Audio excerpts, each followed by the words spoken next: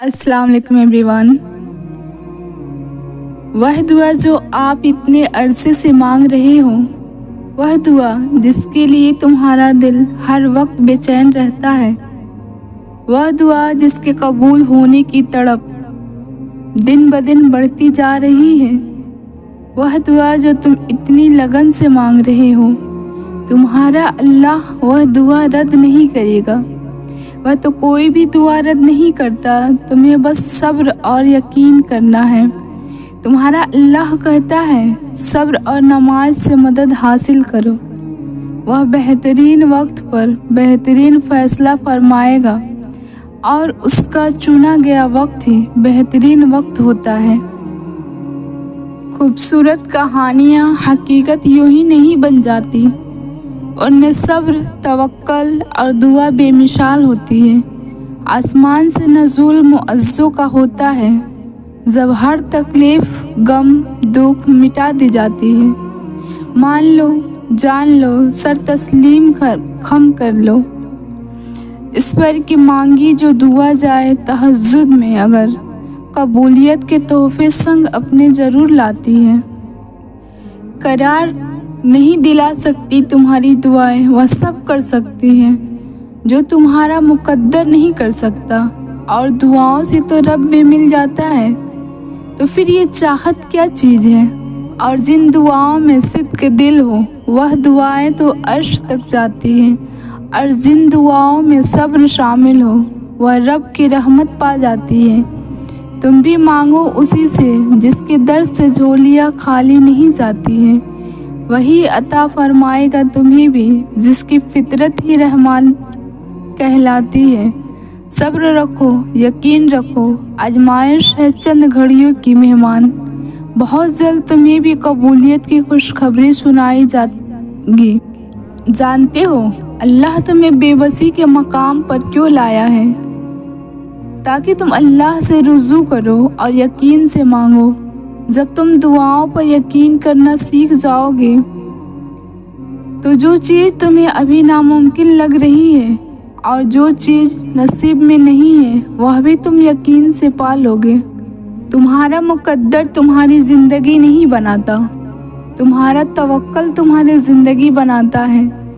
तुम्हारे पास अब भी दुआ का इख्तियार है, तुम्हारी कहानी अभी भी ख़त्म नहीं हुई। तुम्हें दुआओं का तौफीक मिलना ही कबूलियत की सबसे बड़ी दलील है।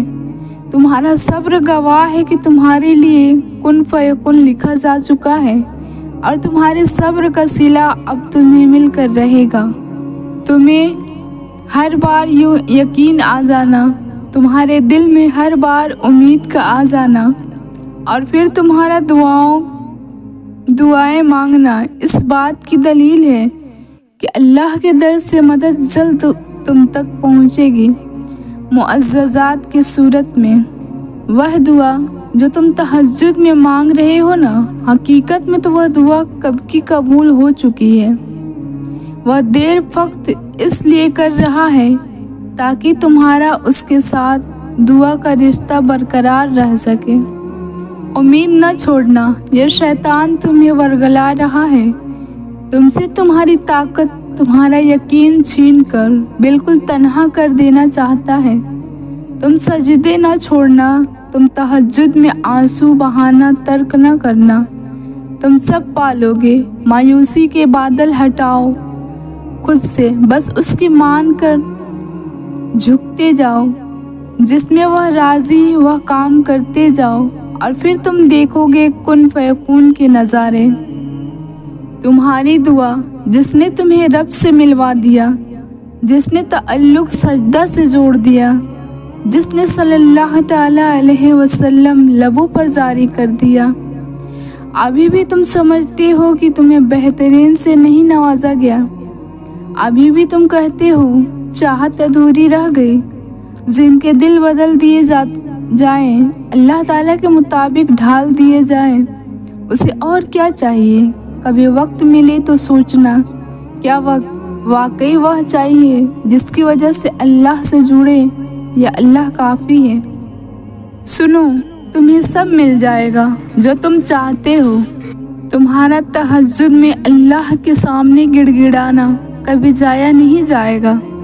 अल्लाह तो हर दुआ पूरी करते हैं और जो तहज्जुद में मांगे जाए उस दुआ का तो मकाम ही बहुत है।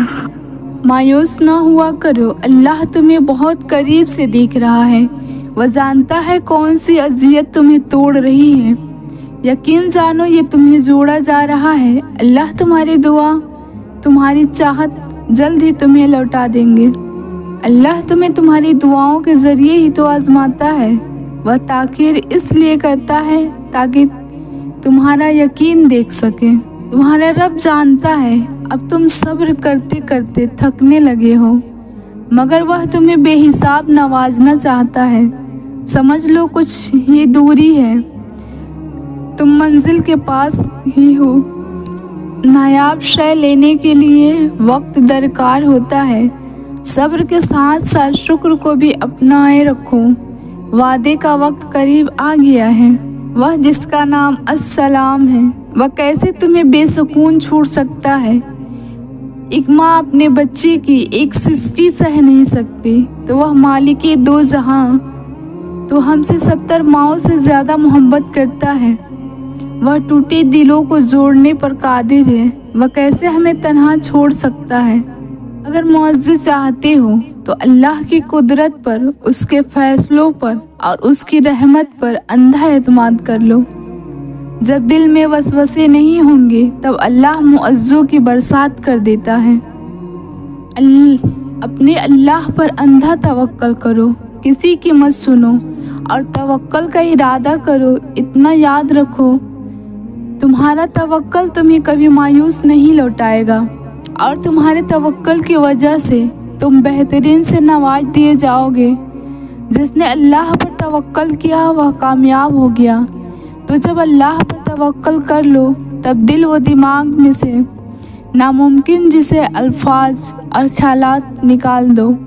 फिर देखना जिससे जो कुछ मांगा है वह तुम्हें कैसे अपने कुदरत के खजानों से नवाजता है।